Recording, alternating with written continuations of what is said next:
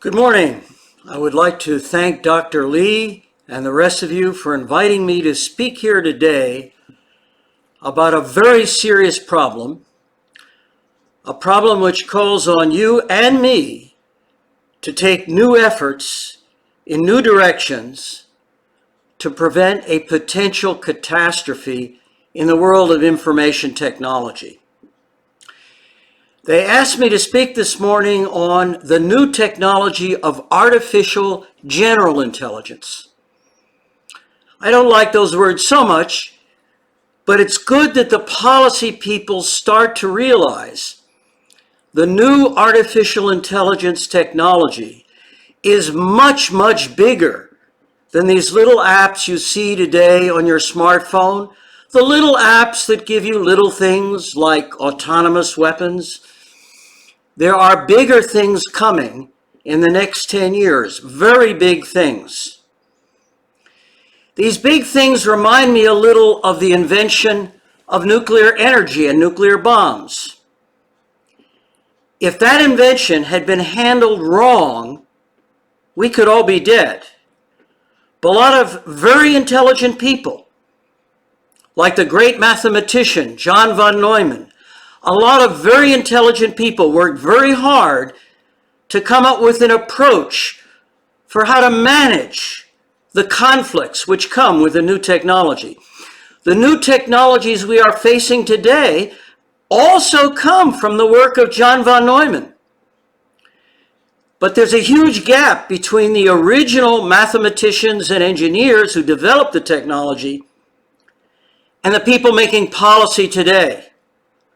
If we do not bridge the gap today, as we did before with the nuclear stuff, if we don't bridge the gap and build new approaches to management and regulation of the new IT system, our lives will be at stake, even more than they were with nuclear energy. And I will try to explain today a little bit of what the new technology allows. In a half an hour, I can't describe all of these new technologies and how to implement them, but I can give you citations to where you can get the first-hand information on the real technology, which is very different from what you hear from the pundits and the policy advisors today. So now, let me go to the first slide here on the nature of the problem we are facing. A few years ago, people would say we don't face a problem in the regulation of new information technology. There are many people I knew in the companies using the kind of tools that we developed on the engineering and mathematics side who really didn't think the government should get involved at all because the government people don't really understand the core technology. And the hope was the government would just leave them alone. But in the last few years, the public has become more and more upset by a lot of problems, which are turning out to be problems for real people in real life. This slide lists some of the problems that the public has started to worry about. What are these folks going to do with your data? What will happen to your jobs and your work? What will fake news do to our elections, to our democracies, to the ability of governments not to oppress the people? And on the left side, you'll see there's an issue of slaughter bots. There's a guy named Stuart Russell, who used to be a great leader in computer science. He still is, but many people are upset by some of the warnings he is giving us about things he calls slaughter bots, autonomous weapons who decide on their own who to kill. Sounds like the old Terminator movie. The truth is, the real technology is more advanced than he knows. So there are real risks. What scared me the most a few years ago was hearing a presentation on something called the Internet of Things, IoT. Everybody in this field should know what IoT is, the Internet of Things. In the ancient days, people thought of the Internet as that big network that connects from your keyboard to your monitor, maybe your smartphone, but they thought of it as information. Now, it's not just information. There is computer control for cars, for houses, for factories, for weapons. In fact, there are people who say these systems should work together. The cars should not be fighting the home, should not be fighting the factory. We need one integrated system to manage all these control functions. And that integrated system, which controls all of the physical actuators of the world, it's called the Internet of Things. And it's coming, but the question is, how will it be designed? This new system which controls the world, will it be intelligent? Will it be stupid? Will it be benevolent? That depends on technical people working with policy people and economists. It depends on people like us to come up with designs that are viable. It's not enough to pass a law to make a computer program work well. It's good that we have laws, but laws are not sufficient. So the bottom line is the problem of IT regulation, it's very much like this old picture of the blind man and the elephant. There are people worried about one end where the data comes out and the fake news comes out. There are people worried about the front end where it controls weapons and actuators, but it's one big beast being born. And in the next 10 years, this new integrated system will be born. And if it's born right, we'll have a good future. But if we don't think hard how to design this system, if we just rely on inertia, Nash equilibria, we're going to be in trouble. So the next slide, there are a lot of ways we can get into trouble. I won't belabor it now, but let me just say, if we don't get this right in the next 10 years, the consequences could be serious. I worry about this more than I do about climate change. I do worry about climate change, but we could get into real trouble fast if we don't start working better, more intelligently on the design challenge for the integrated system of the future. I have a few citations.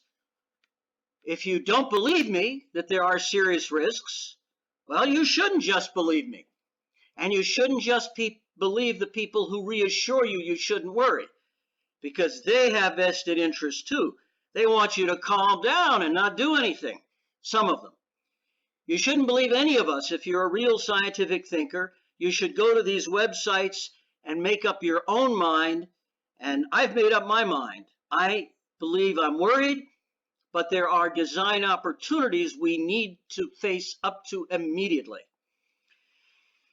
Now, the biggest problem I mentioned before is the gap between the mathematical and engineering people who understand the technology and the decision makers who are living in a totally different world. The only way we can solve this design problem is by bridging the gap between technical people who can understand the kind of thing you see on this slide and policy people. Let me make an analogy to electric power. There was a time years ago when we had real problems with the regulation of electric power. When electric power was new, Thomas Edison said, we need regulation. And he was right, because there was chaos coming in the industry. But the regulation they got for many years was not very efficient. It took many years to build up the intellectual partnerships between the engineers, the economists, the mathematicians, the policy people, to come up with a new way of regulating electric power, which is working fairly well in the United States.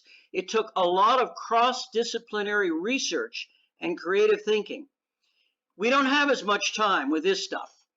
This stuff could kill us in 10 years if we get it wrong. But again, we need cross-disciplinary partnerships.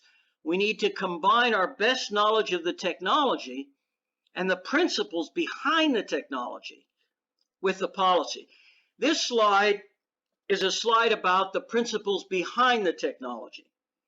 This slide comes from a research program at the National Science Foundation. This is actually a program which I got started, but we had a partnership of many advanced research program directors coming together to formulate a new way to develop this field. So far as I know, the research announcement we sent out from NSF 10 years ago was more advanced than anything I see anywhere in the world today, with the possible exception of China.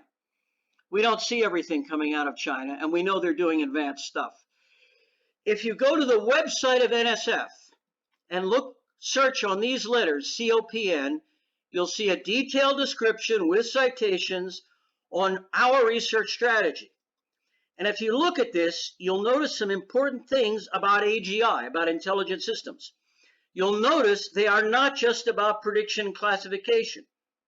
There are policymakers who imagine that the new AI is just about facial recognition, fingerprint recognition. No, it's not just classification and prediction. It's also about decision making.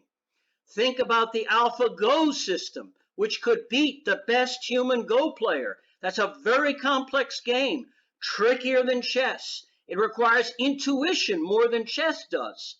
And yet a machine could beat a human by using a new kind of intelligent system based on this kind of technology, which we funded for many years at NSF.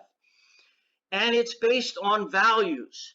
At the core of this technology is something called a value function.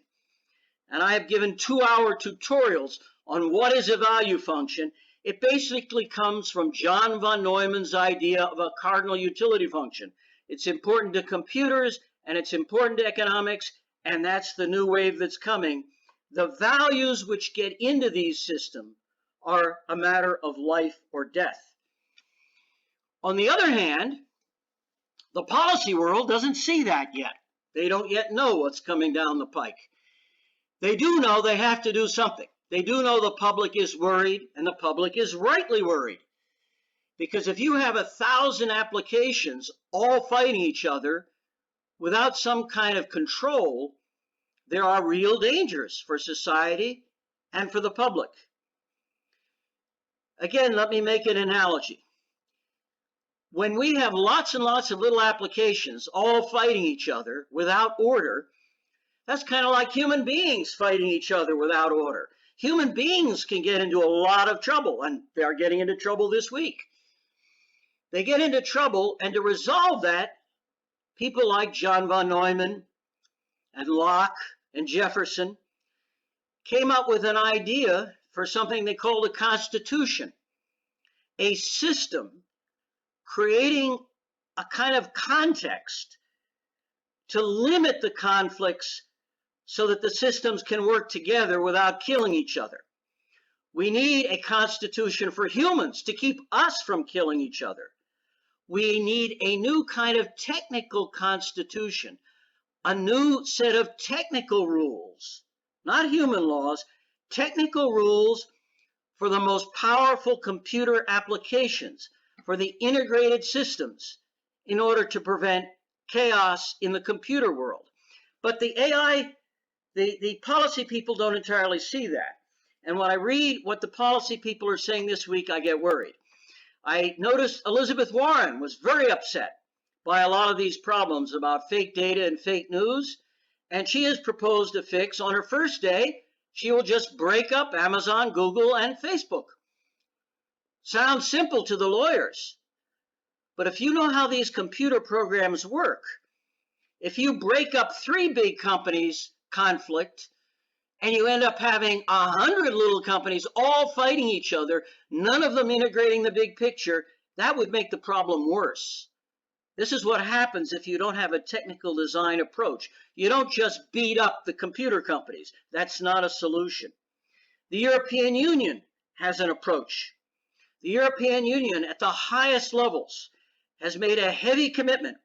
There will be new laws or rules to govern information technology. And they're hoping these will be a model for the entire world. And they're promising within 1 year they'll have massive new laws. And how will the lawyers reprogram the computer systems? What is their proposal for the design of a new computer system? In the US, the White House has been taking a similar approach, like the European Union, but not quite as harsh. There are holes in their system for people who don't really need the help. I wonder how they figure out who those people are. But in any event, you can find out what the current policies are by going to these websites. don't believe me, go to these websites to find out what the current approach is. Let me emphasize, the current approach is good. It may even be necessary, but it's not sufficient, because if all we have is a bunch of regulations based on existing law, that will not prevent the kind of risks that are coming down the pike in the technical area. These are good measures, but we need more. I could talk a little bit more about the U.S. approach. There are lots and lots of values. Sometimes when I look at these values, I think about a project funded by Elon Musk, a friendly AI project. And you would ask those researchers, how are you going to solve the problem of slaughter bots? You got this big autonomous drone that could just go out and kill people. And a lot of their proposed solutions, they look to me like trying to draw a happy face on the side of a killer drone, or like having a nice human certification of a poison given out to the public. It's not going to solve the problem. It's not bad, but this is not sufficient. You don't design a new system just by drawing a happy face on it. From the technical point of view, the challenge looks very, very different. The technical world will be designing a new integrated system to control the Internet of Things, to control the interaction of all the pieces. And this slide describes some of the technical choices which we really need to be paying attention to. On the far left, I have seen people who propose to control the Internet of Things using old-style expert systems without values. Can you imagine making decisions about human lives, human jobs, without values? It's just incredible. We have more modern technologies like in AlphaGo, and we have this level of technology which everybody needs to know about in this field. Anybody who wants to work on this design problem needs to know about the book by Lewis and Liu, an IEEE Wiley book, which explains how the most advanced decision-making intelligent systems really work. And so far as I know, that book is still kind of the Bible. It's the best primary source if you want to know what's really going on. And there are people who want to control the Internet of Things and the world by using a very intelligent system with some kind of utility function that comes from some kind of political or democratic process. There's a guy in Chile named Stafford Beer who worked very hard to develop that, but there's certain problems when the values come from a government agency. My claim is we need something a little bit more closer to a free market approach, only a more intelligent design market, like what we have in electric power. In fact, the example of electric power is a good one to begin with, where you have a computer controls the systems, but the computer itself represents real-time human values. We need to respect all of these things. It would take years to develop this, and we need to spend the years. We need to bring together all these pieces. Someone recently told me, Thomas Jefferson, he didn't just write the Constitution in an afternoon. He brought together many elements and worked with people. We needed to have these elements, and we needed to work. These are the elements we need on a technical level. But now let me go back to the policy level, my final slide here. At a minimum, in the short term, policymakers need to make certain kinds of new international agreements. National laws will not be good enough to solve the biggest problems. We need agreements in 4 general areas at least. This is a starter, but this is the urgent part. We need to have international agreements on hard, quantum secure, unbreakable communications chips with no backdoors. If you don't know what a backdoor is, you don't know what's going on. Right now, there are backdoors. Well, let me not elaborate. If you don't know what a backdoor is, you don't know what kind of a crisis we're in today. Snowden only let loose some of the technology. There have been a lot of other leaks. All of the people who want to know how to hack into your account or how to shut down your power grid, they all know about this. Most people don't. Good reasons why we haven't told everybody how to do this, but the technology is out there.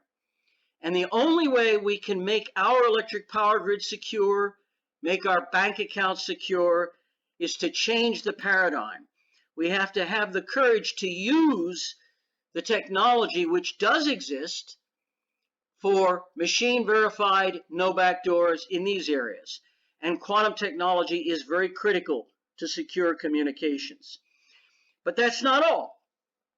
In the world of the internet, everybody knows you can have an international agreement for registers, domain name registers.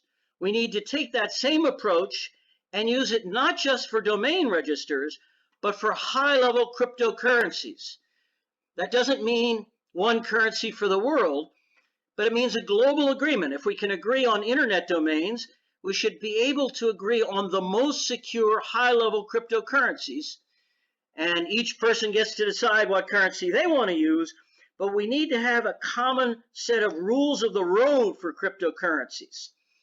And connected to that, we need open artificial general intelligence tools mandated for the control of all autonomous top weapons. Many people in the military don't like the idea of an international treaty and an international computer program limiting what they can do with their weapons. But the bottom line is, if we in the U.S. do not accept a deal, do we expect China to accept such a deal? Can we be secure if we don't have a deal with China? Somehow we need to come up with the kind of rules that we can live with, that the Chinese can also live with, which can prevent these systems from being taken over, hijacked by really scary hackers that none of us would like. So this is one of the things we got to do. I also urge people to read a book by Carl Schroeder. He's not just a science fiction writer. He's also the head of the Millennium Project Canada node, studying the future.